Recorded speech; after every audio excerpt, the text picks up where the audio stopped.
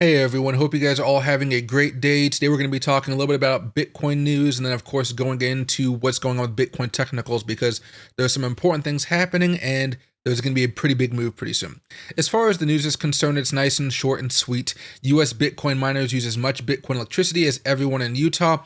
There are more and more miners coming online. It's only going to get worse, I would say, as we see the price of Bitcoin go up higher and higher and higher, which is definitely going to be happening, of course, over the next few years. Probably Bitcoin over the next 5 years is going to reach like $150,000 to $200,000. These miners are going to be looking for any way to get cheap electricity and make a lot of money by mining Bitcoin. Now, on the more important thing here, I would say today is going to be Bitcoin technicals.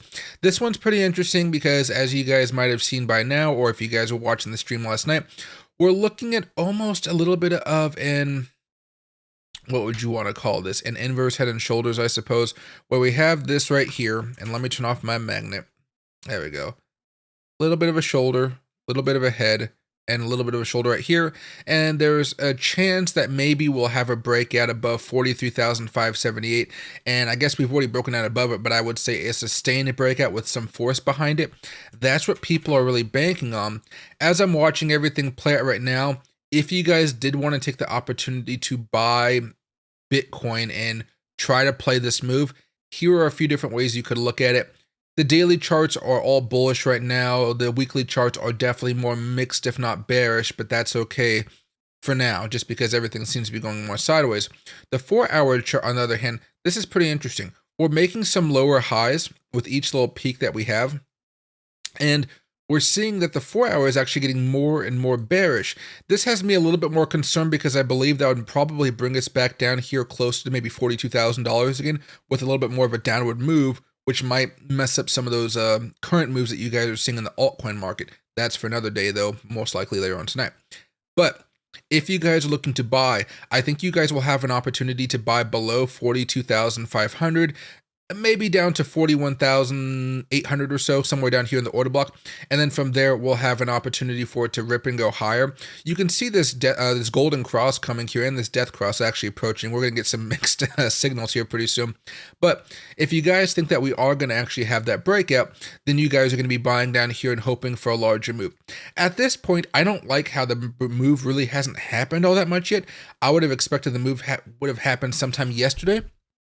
And because of that, I'm a little bit more skeptical. But usually when you see a move like this, it's going to be a little bit rapid. It's going to be fast. Your alerts are not going to give you guys a heads up because it's just going to happen. It's going to be a pop. Like all of a sudden, Bitcoin's up $400, then it's $600, then $800, and $1,000. And it's only been maybe like an hour. And then you're wondering, should I be buying? And then, so if you guys are looking for the opportunity to buy into Bitcoin, you're really going to have it most likely, I would say, over the next 4 to 8 hours. This candle closes in 4 hours, another 4 hours of that. You should have an opportunity where maybe we're bouncing off the 50. I don't know if we're actually going to hold that, though. We might come back down before trying to make a little bit more of a violent uppercut into that resistance level. And just so you guys can see here on the weekly chart, all we're trying to do this week is try to recover from that dip and just try to get back up here. That way we can consolidate a little bit more and then try to make some new semblance of higher lows that we could eventually break out of. Because the wick is so far up here, it's going to be a wonky chart, which is again where I think any move that we take is not going to eclipse this, and it'll be some type of higher low that will eventually have us breaking down and maybe going back down to like 37,000, 36,000. And then, you know, of course, I'm looking to buy up a lot more altcoins during that time. If you guys are looking for altcoins, there's a couple that are moving pretty well today. AVAX, that same thing, dip and trying to get back up here to normal levels. It's a possibility, I would say. Let me get rid of all the Fibonacci levels and whatnot here. We're running up into some levels of resistance. That kind of concerns me. 4-hour chart, though, you just turned bullish. We're in an order block. You're hoping that it continues to move on higher and not get stuck back down. In these scenarios, I would have just been selling whatever I bought down here at the previous order block. I don't feel the need to necessarily buy right here. Maybe if you have a slight pullback, just like Bitcoin, then I think I might be looking to open up a position in some of those. The last one I think is going to be Link, just because that one's been moving up. Oh, and of course, ICP. We talked about ICP last night, actually, funny enough, and we were talking about the breakout, how you guys might want to buy it, and it's been moving up okay so far, making these higher highs. But We hit that first level of resistance, which was the scale out point we talked about. The next one is definitely going to be up here towards $13. So, $12.50 to $13. It's not the most profit, but it's still there. And of course, coming back down here to Link, this thing is still tearing up. We're looking at maybe some consolidation that'll give you guys a buying opportunity. The 1 hour chart is signaling some bearish moves ahead, also breaking down below the 20.